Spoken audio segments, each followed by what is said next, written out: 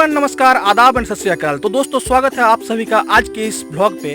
तो दोस्तों आज का जो ब्लॉग है वो हम लोग स्टार्ट कर चुके हैं और इसमें जैसे कि आप लोग मेरे पीछे में देख सकते हैं कि बहुत सारे पेड़ नज़र आ रहे हैं। तो दोस्तों एक छोटा सा जंगल है जिसमें आज हम लोग ब्लॉग करने वाले हैं या व्लॉग हम लोग शुरू कर चुके हैं। तो दोस्तों आगे का जो जर्नी है, आगे का जो सीनरीज है वो चलिए आप सभी को हम लोग दिखाते हैं। तो चलिए दोस्तों बने रहिएगा हमारे साथ लास्ट तक और वीडियो को लास्ट तक वॉच कीजिएगा। तो चलिए आज का जो ब्लॉग है उसको शुरू करते हैं।